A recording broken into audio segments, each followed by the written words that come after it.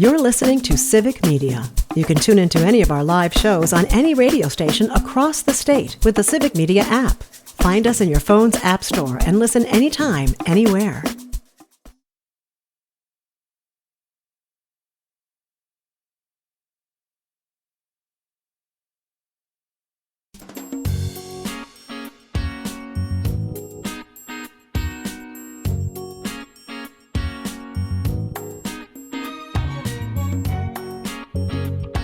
Live across Wisconsin on Civic Media, you're listening to Mornings with Pat Kreitlow, powered by Up North News. Now, from our Lake Wissota studio, here is the founding editor of Up North News, Pat Kreitlow. Hey, good morning. It is 7:06. Nice to have you here up north on this Wednesday morning, May 28th. Coming up later this hour, we're going to be talking about a coalition of groups busy at the state capitol yesterday, trying to get a message to Governor Tony Evers that the next state budget needs to be to a certain level, shall we say, and that if Republicans who run the legislature don't bring that budget to a certain level of support for education and healthcare and workers and the environment, then instead of a whole bunch of line item vetoes, maybe just trash the whole thing, veto it all, and make the lawmakers start over. So we'll talk to a couple of guests about that coming up. Then in our 8 o'clock hour, we'll be talking to Earl Ingram about the lead crisis in Milwaukee, lead paint chips in some schools, lead water pipes, and how Health and Human Services Secretary Robert Kennedy Jr. says they're on it, except that they're not. We'll talk to Dan Schaefer from the Recombobulation area and Civic Media political editor, and we'll talk to James Kelly, Civic Media reporter here in Chippewa Falls, about a story out of Hayward that reminds us that during summer vacation from schools, some kids are missing out on the one good meal that they might get each day, and some of the programs that are meant to alleviate that. Melissa Kay is here as well, hanging over from WFHR, 97.5 WFHR, I should say, and 105.5 WIRI, because we spent so much time teasing her about getting a pigeon that we never asked her what is exactly happening in Wisconsin Rapids for, radio and events and news and things like that. So we'll talk to her about that. But first, meteorologist Brittany Merlot is here to tell us one more day of this cloudy, cool stuff. And then things get really nice after that. Before I forget, Parker Olson is in Madison. Greg Bach is at Radio Park in Racine. And Brittany, for all of us, wherever we are in Wisconsin, a little gray out there this morning. I don't know. Is it that way statewide? Yeah, it pretty much is. There's a little bit of spots of sunshine far northeast.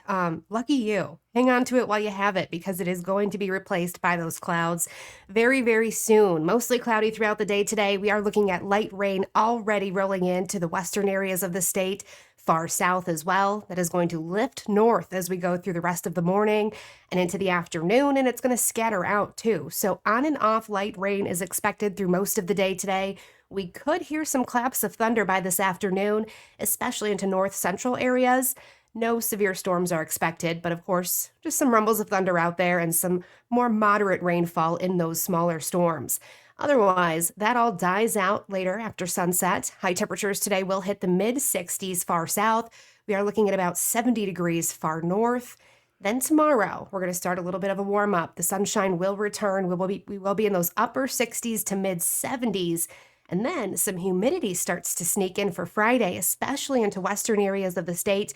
Temperatures will soar to the upper 70s to near 80 degrees. We'll get a little cooler on Saturday, but the heat comes right back for Sunday. And let me tell you, those summer heat, humidity, like mid-80s, dew points in the 70s, they're going to be here next week. All right. And now one thing that we didn't mention along with the temperatures and the conditions is the extended daytime hours. And Alicia writes in on YouTube, the downside for me with the extended sunlight is I have a very hard time falling asleep before 10 p.m. when I need to wake up for work at 2:45 a.m. I believe Greg would like to give this an amen. I do not miss those days. I know what you mean. I got to fall asleep now during the sun times. Yes. Blackout curtains. Yes. They are he's rubbing his eyes so hard in stress right now. Yes. 2:45 a.m. Yes. That's... Yeah. That's No. for a lot of morning radio and TV folks, they get Or up truck drivers. or truck drivers or a whole host of other things. I used to really dread going to bed, when the sun was still up for these early morning shifts. And now we're just like, now it's practically a game. It's like, can we get blackout curtains dark enough? Can we close the doors enough? Can we just basically a cellar, put us Can in I the fall cellar. asleep before the sun goes down? Why? Because we're old and tired now. It's like, no, we're going to sleep and no sunshine Can I is go to stopping bed me. yet? Yeah, that is really how it is, which is, by the way, how we missed that Christian Yelich walk-off grand slam last night as the Brewers beat the Red Sox 5-1. Good morning from Tigerton, says Rob. Cloudy and 54 degrees. I've got some lawns to mow in Tigerton and a doctor's appointment in Shawano. Yesterday, I mowed some yards in Wittenberg, had lunch at Rachel's Roadside in Wittenberg, a bowl of spaghetti soup. What? It was very good, a must-stop when you're heading toward Green Bay off Highway 29 at Highway 45, South Exit 198. Rob says, Greg, I have a CPAP machine, and it helps me sleep. Been using it since 2019. We mentioned John Fogerty's birthday today and that he loves CCR. And Have You Ever Seen the Rain is his favorite song from them. And honestly, we need more rain. He says, seeing Melissa and Brittany together reminds me to buy them another drink soon, and the rest of you as well. And reminds us that he has a birthday coming up. And it's a lot different in the winter, he writes, when you have to get up at 2 a.m. in the winter to plow snow. And Alicia notes, yes, sanitation people also have to get up super early. And Shiju has the solution: blackout curtains and lavender sleep masks. Oh, fancy. So I like that. I stopped listening to everything once I heard spaghetti soup, and I was very, very curious. So Yes. I Googled spaghetti soup, Rachel's Roadside, and what comes up? Rob from Tigerton's post on Instagram. a lovely display. There's a cheeseburger. It looks like a hearty chili. Ooh. The internet has come full circle. And There's just no need for anything else. And a Thanks bottle to of Rob, it's all there. and a bottle of Sundrop. Of course, Sundrop. You're in Tigerton. You have to do that. Yeah. That's exactly it. All right. Brittany, thank you so much. Appreciate Thank it. you, Brittany. Let's find out from Melissa now what's happening on Wisconsin Rapids Radio out there, because again, it was all about Pigeon Quest, before the news Pigeon break. Quest. What you guys working at the stations up there? Oh, we got a couple live remotes coming up this weekend. We're excited about. Beth and Seth are going to be at Dairy Fest in Marshfield, and they will be broadcasting live on, I believe, on our WIRI station. And then we're also doing a live broadcast at Rapids Transmission in Wisconsin Rapids. Ashley and I will be there. It's the grand reopening of another thing coming full circle, because it was a family-owned business way back when called Rapids Transmission. Then it was R&R Transmission. Now they're changing it back to Rapids Transmission with the nephew and his wife of the original owners reopening it again. Okay. Yeah. And Dairy Fest. Tell folks about that in Marshfield. That's a big deal. I believe there's going to be lots of pancakes. Yes, it is a huge breakfast. But honestly, beyond that, I don't know a ton about it because I wasn't assigned to it. Okay. I haven't. But you can't go wrong with a dairy breakfast. No. I They're still need to do delicious. one of those. Yes, you absolutely do. They have the best sausages, especially around here where they make them. You'll get I had some last year in Pittsville they had cranberries in it. They had blueberries. They were so good. Here we go. Thanks to the folks at Channel 7 in Wausau. Beginning Friday in Marshfield, Dairy Fest begins on May 30th at 5 a.m. with the annual Mayor's Breakfast. More than 200 volunteers will serve up more than 1,200 pancakes, 450 pounds of eggs, and 24 gallons of maple syrup. The events will continue into Saturday, attracting thousands to the fairgrounds. This year, the Marshfield Chamber has partnered with the Ronald McDonald House to bring back the Cheese Chase. Well, now I got to know more about Is this. that like the one they do overseas where they throw a wheel of cheese down the hill and You people run after it. I don't think the kid one is quite like that, but And there's not a lot of hills in Marshfield. to be Yeah. fair. There is the picnic in the park Friday at Columbia Park from 5 to 8 p.m. There's a craft show Saturday, a downtown parade Saturday at 11 a.m. Starts at 2nd Street and goes south on Central Avenue. There's a family fun day on Saturday and a softball tournament and more. Yeah, it's a there's big deal. more than Beth I and can Seth read will here. be at the mayor's breakfast on Friday, but then they're live broadcasting on Saturday. Okay. And yeah, I feel like I hit every dairy breakfast, at some point or another, either as a state senator or a candidate for Congress. And people are, everybody's happy to get out of the house. Somebody else is cooking them breakfast. There's these other things for the kids to do. So, yeah. And at the Rapids Transmission, if you're in Rapids and you want to come to that, there's going to be free tacos and ice cream and face painting. Free tacos. Free Right? tacos? Where's this happening? I'm sorry, where? From 11 to 1. Where is the 11 to free 2 tacos? at Rapids Transmission on A Rapids. Street South. That's right by Kenosha, right? That's right by Kenosha? No, dear, you need to drive. Yeah, you is got not to come on. But it's free tacos. Why Free are there never tacos. free tacos by me? Shiju writes, now if only I could get some decent black pudding with these breakfasts, I'd be showing up in a heartbeat. What? What? You'd have to make it for us. Yeah, I don't I really don't think know. that. Yeah. Watch as a radio show, Google's live. Oh, I know. you don't know what black pudding is? Oh No. yeah. It's not it's not sweet. It's not sweet. It's a It's sausage. a kind of sausage made from pig's blood, pork fat, or beef suet, and cereal, usually oatmeal or barley, and various spices. Yes. It's very like right after common we're saying, in like, oh, you Europe. want some head cheese? Oh, what's that kind of cheese? Walk away. Braunschweiger. I'm out. Walk away. Yeah. Do you know what head cheese is, Parker? I don't. You don't It's know a- what head cheese is? Okay. It's Google it, Okay. and then I'll see if you have an appetite for the Google it next and be 4 to 10 horrified.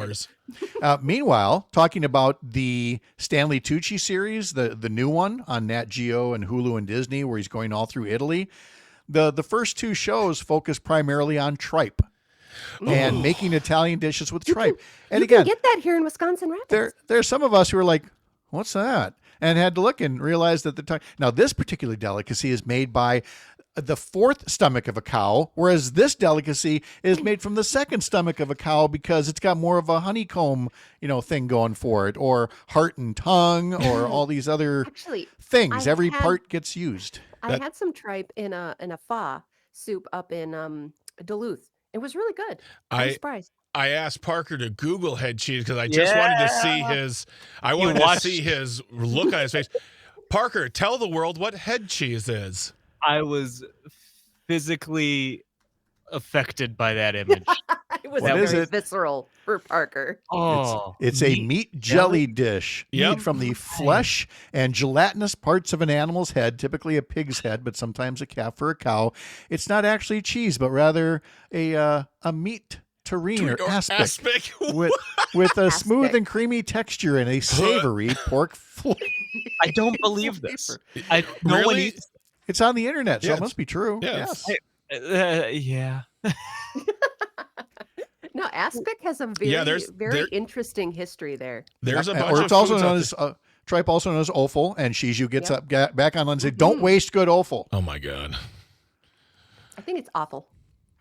I do Exactly. too, but There it if is. that's how it's pronounced, Well done. okay, thank you very much. I'll be here till 9, maybe waiting for the phone to ring. It was great to catch up, Melissa. I feel like once again we've really undersold everything in Wisconsin Rapids just so we could have some fun with you. But thanks for letting us have some fun with you. Oh, it's always great fun with you guys. All right, have a wonderful day. You too. Still ahead, we'll be talking to Dan Schaefer from the Recombobulation area, Earl Ingram, Heather DuBois, Bourenane, and Robert Kraig. All ahead as part of our mornings here live from Lake Wissota. Thanks for making this a place to spend part of your Wednesday. You guys double check. Yep, Wednesday. I'm Pat Kreitlow. This is the Civic Media Radio Network.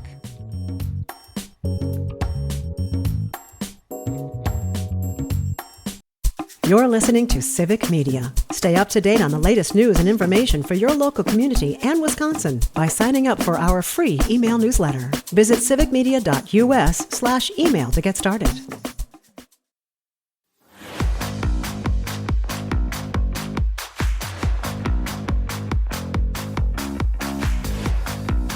On the text line here, and you can text us at 855-75-CIVIC, 855-752-4842. Lori in Hayward.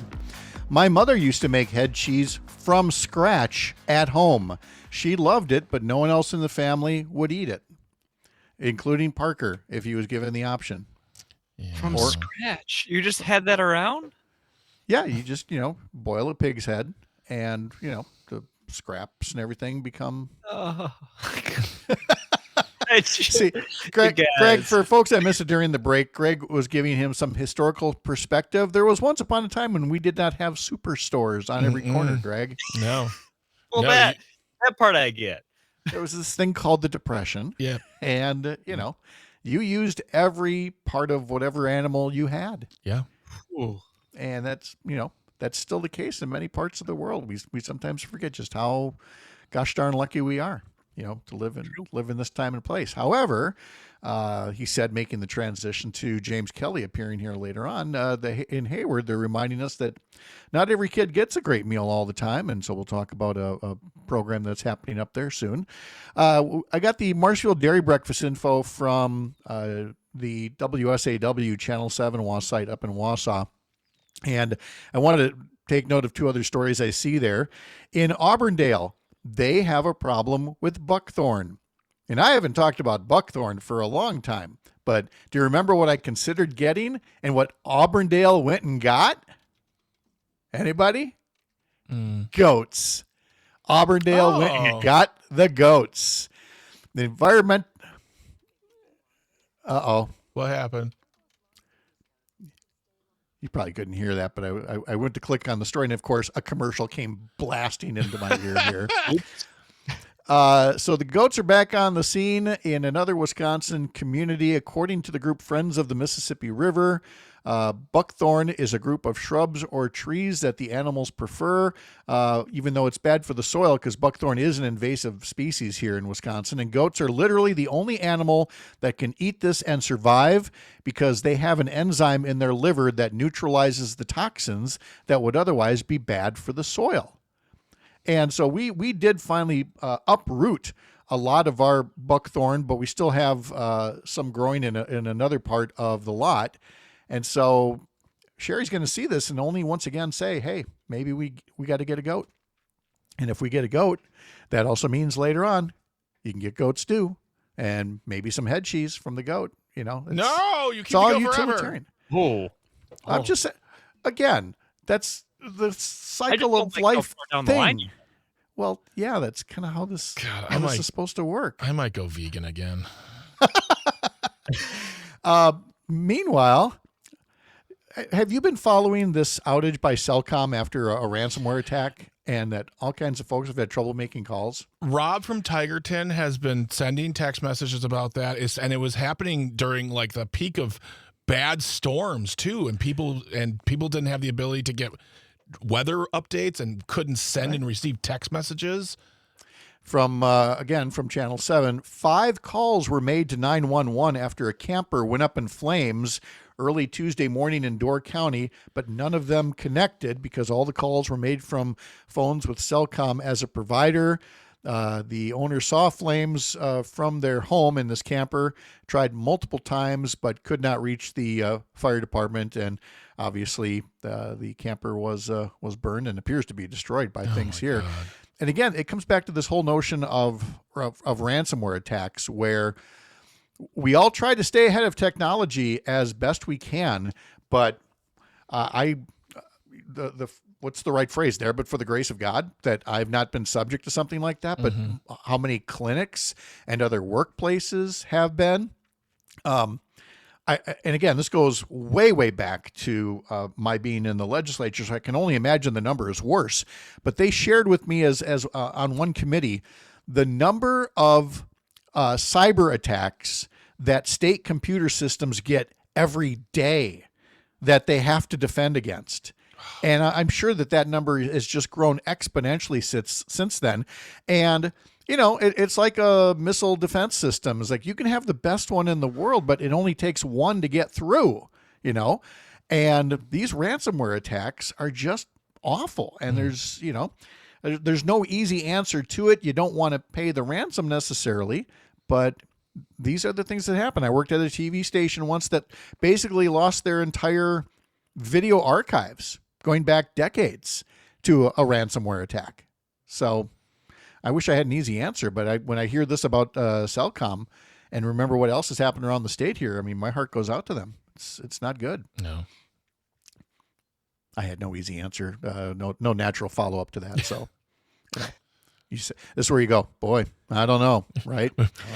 Boy, crime. I don't know. That's a West Wing reference. That's a and West. you're I was going to welcome. give the All whole right. West Yep. Wing one. Yep. Quick one from the Milwaukee Journal-Sentinel. The potential for a commercial development, a Brewers district around American Family Field, is going to be getting studied now, according to the ballpark's public owner. The Wisconsin Professional Baseball Park District is requesting proposals from consultants to look for a potential project instead of all of that parking lot space, which when the game is sold out, it looks wonderful seeing all those tailgaters, but might it be time now to consider less parking area, more commercial development area like the Titletown district around Lambeau Field? And I think that's an honest debate to have. Do you keep it as is, or is there potential in putting some other businesses in there? It has more parking spaces than Disney World. We can get rid of some. We can I get think rid of it's some. funny. I think it's really funny watching a game and you see just like a little stadium and all this parking around. Yeah. Mhm. Yeah. It's such a weird look. Yeah. It is. I mean, and it's what all of them used to have once upon a time, but more places discovered that, we can probably make more money instead of you bringing in your grill and your own brats and hot dogs. If we got it somewhere else where you got to go buy it, pretty good deal for People them. will lose their mind, but they'll adjust. They always do. Yep. We will talk about the next state budget that the legislature is working on and what should be in it in order for Governor Tony Evers to sign it. We'll talk to our guests about that coming up after the Midwest Farm Report, live from Lake Wissota on the Civic Media Radio Network. I'm Pat Kreitlow.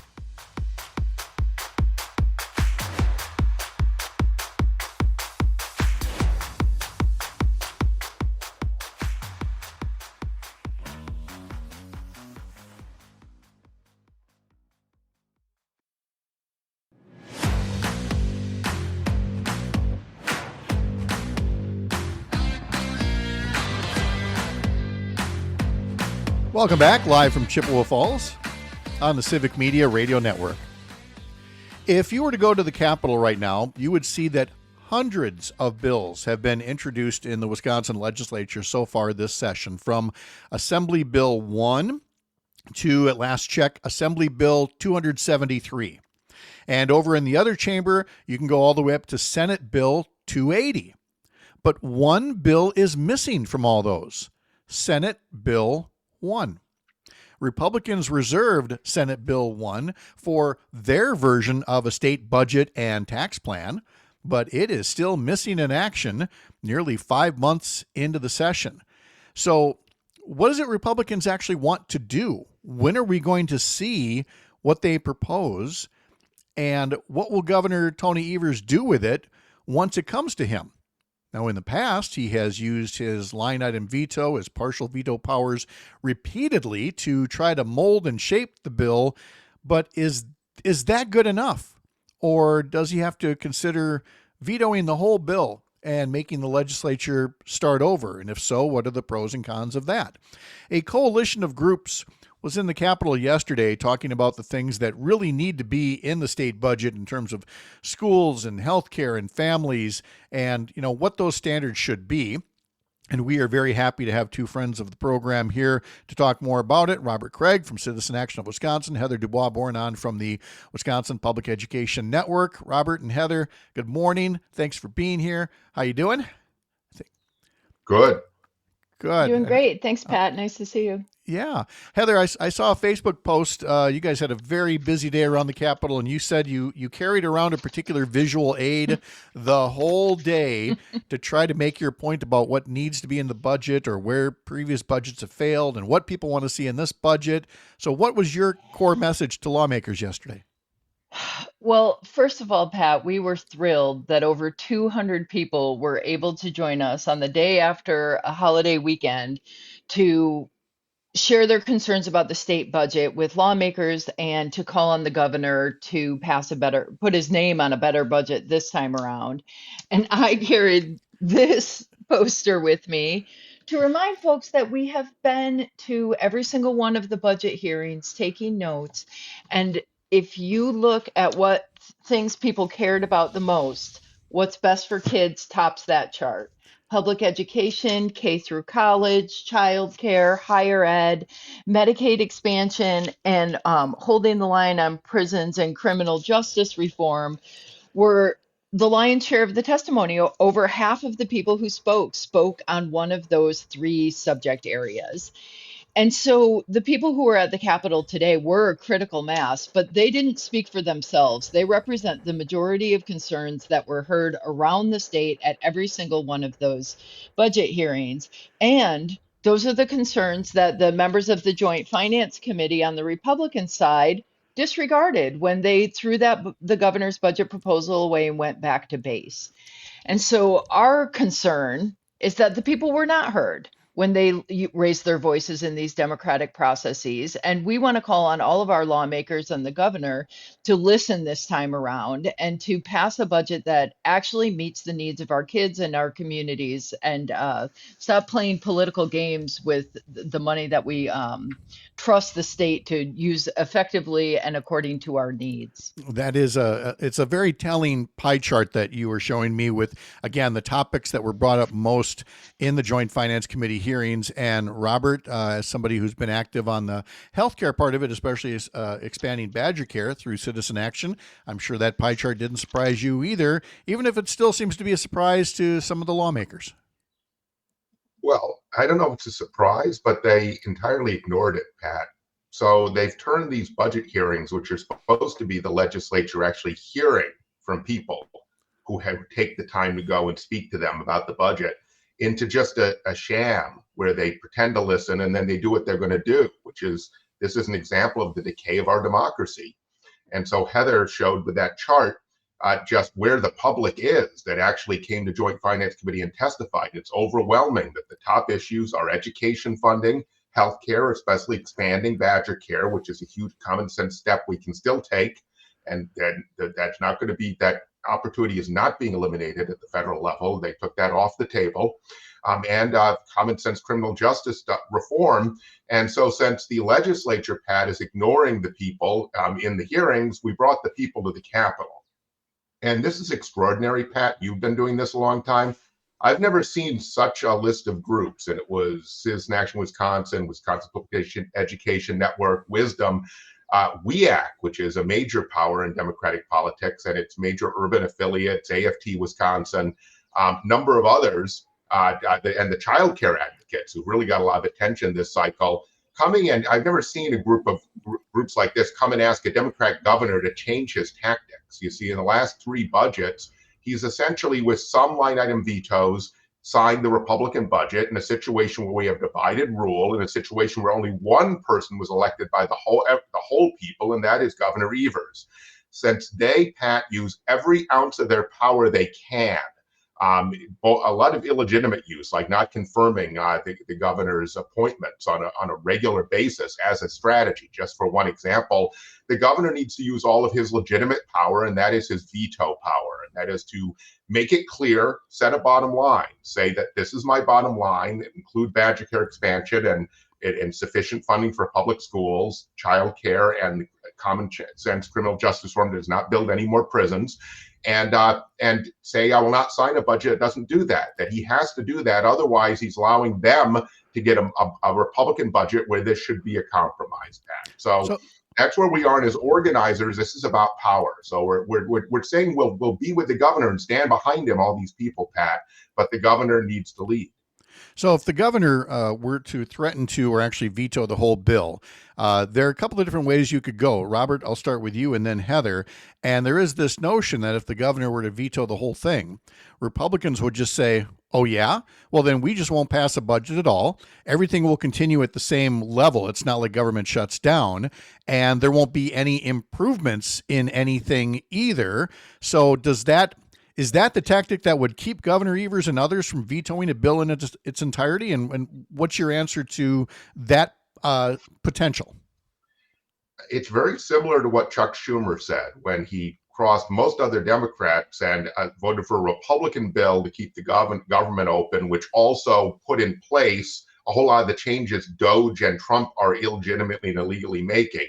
What we've seen from the Democrat grassroots, which is everyone is for democracy, not just Democrats, is that they expect leaders now to fight and to use all their leverage. And so I think it's a sign of weakness to say, oh, I couldn't veto the budget because it could put in place a worse budget. It has to be used as leverage to force a negotiation and to force public attention on these popular issues that the legislature is against and is trying to block, because then they face much more consequences at the ballot box, the only real democratic accountability. The other thing, Pat, is what I heard at the Capitol yesterday, they're talking about putting most of their budget in separate appropriations bills with no line item veto and putting forward only a base budget so they can avoid the governor's line item veto powers in a budget. So we're in a situation where they're playing hardball anyway and are acting against all previous norms. The governor's got to be willing to stand and fight. But part of this, Pat, is if he lays this bottom line, the public will know who is blocking fair funding for public schools, who is blocking healthcare for 90,000 more people and getting more money for doing that, childcare, which everyone needs, and wants to.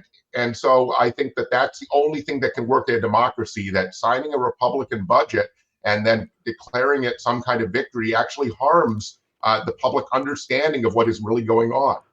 Heather, I feel like the sentiment for this really increased after this last go-round, where the governor agreed to an increase in local aid and in funding for local schools, public schools, but the amount of money that went to the voucher program was immense.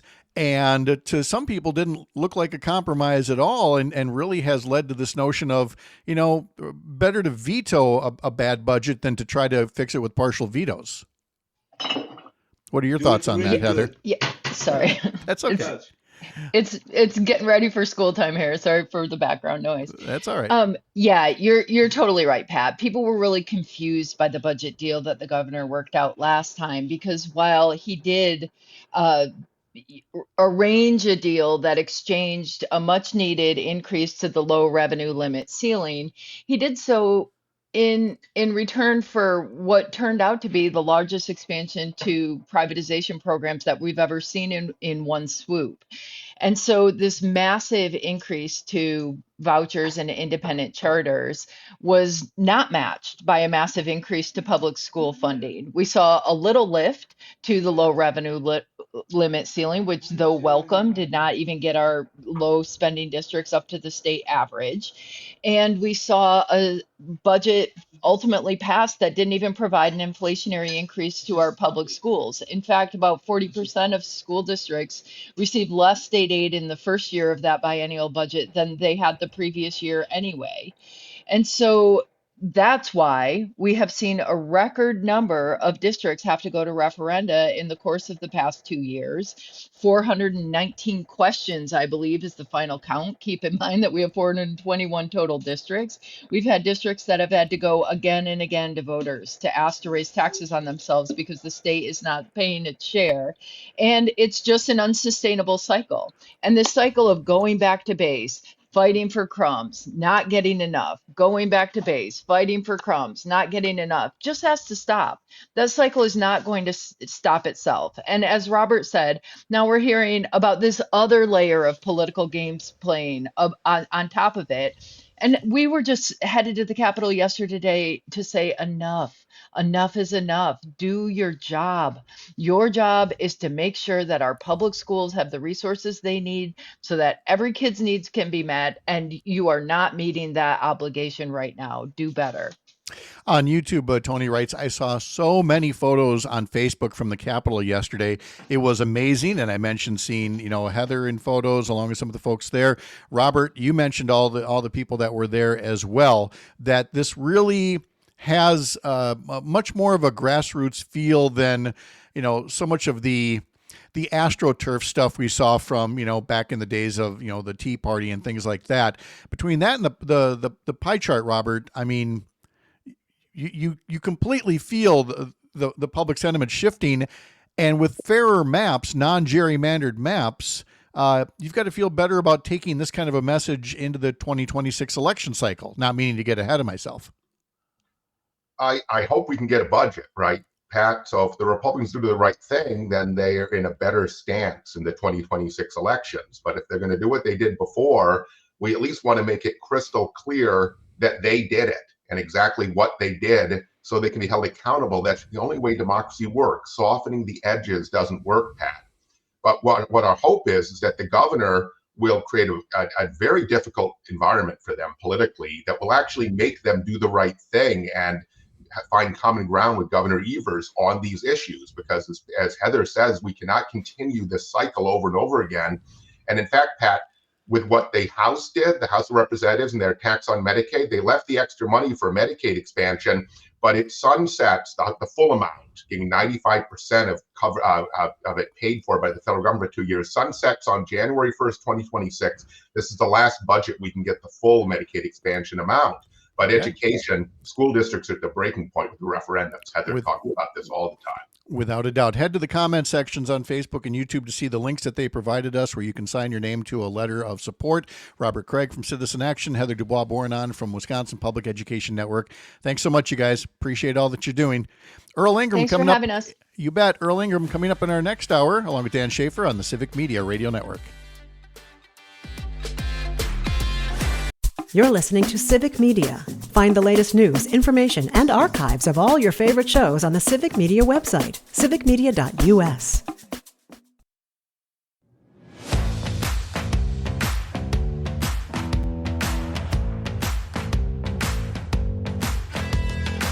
We are about 15 minutes away from Earl Ingram joining us to talk about what's happening in Milwaukee with the lead situation and Robert Kennedy Jr.'s comments/fibs. But in the meantime, we've got Todd Alba here right before the 8 o'clock news to talk about things that he's working on for his midday show, 2 to 4 p.m. across the Civic Media Radio Network. But Mr. Alba, since I worked in the Capitol, you worked in the Capitol, let's pick up where that last conversation left off and this notion of asking Governor Evers if the budget is bad, in his view and other people's views, to veto the whole budget and tell the legislature start over again rather than trying to fix it through partial vetoes. And, you know, again, I'm not trying to be a wet blanket on this, but I feel like it would be too easy for Robin Vos and Devin Lemieux to go, all right, fine, we just won't pass anything because this isn't the federal government. There won't be a shutdown. You just continue with the past budget. I lived through this in 2007 when it took until November to pass a budget because some folks in my party were so attached to the Healthy Wisconsin initiative that we knew the assembly wasn't going to pass because it's run by Republicans. So it's a game of chicken that you play with risks.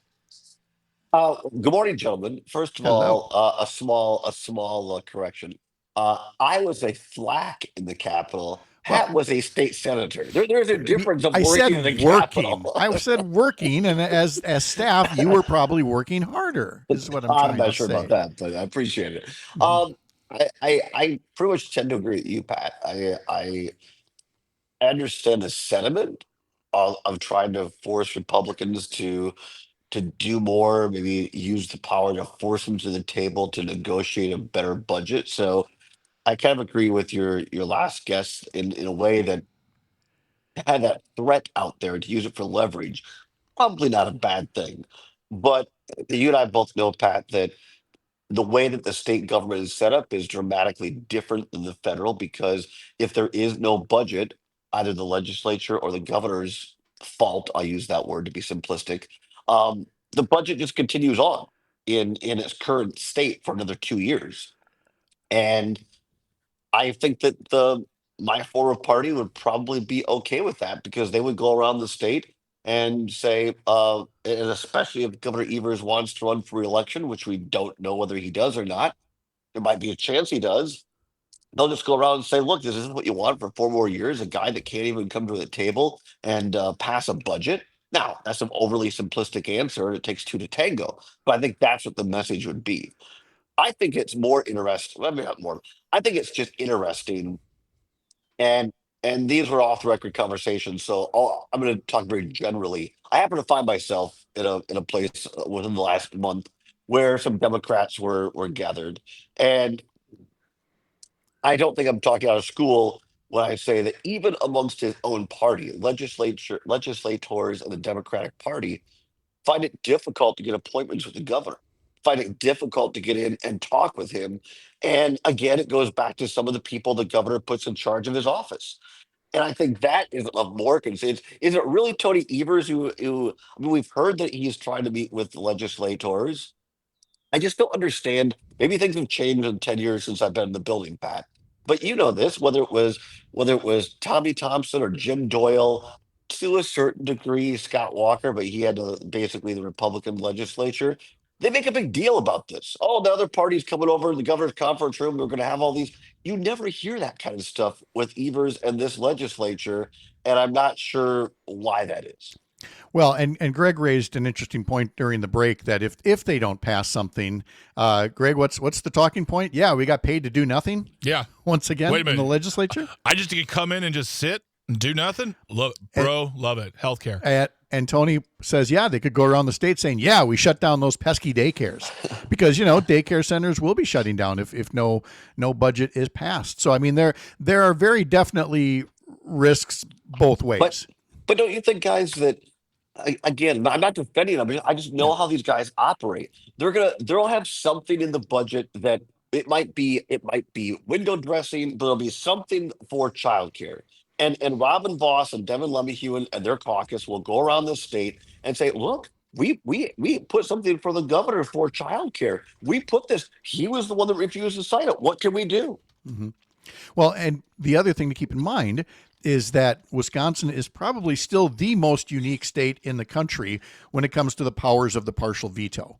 There are governors that could only dream of being able to shape legislation after it passes just by removing some lines in a budget, which, by the way, gets back to why there's this mistrust between Republicans and the governor is, the budget comes to the governor. He could keep in all the daycare stuff and he could red pen all the tax breaks that might be in there for higher income brackets. And so it really does need to be done at the negotiating table with two parties, literally and figuratively, that really don't trust each other, but they really got to get the work done, Todd.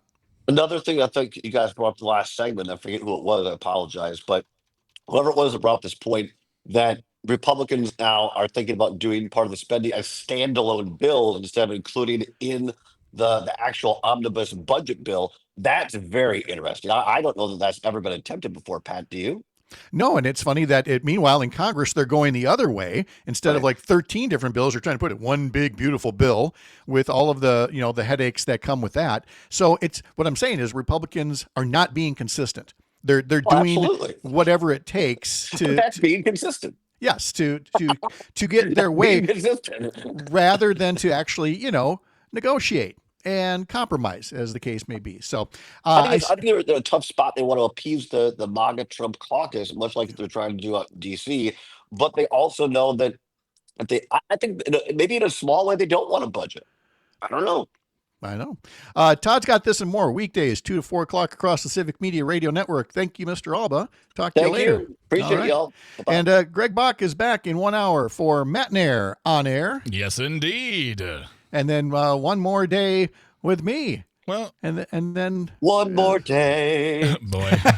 Well, on that note, folks, I got to get rolling because Todd's singing show tunes. Earl Ingram and Dan Schaefer in our next hour and the updated forecast from meteorologist Brittany Merlot. I'm Pat Kreitlow. This is the Civic Media Radio Network.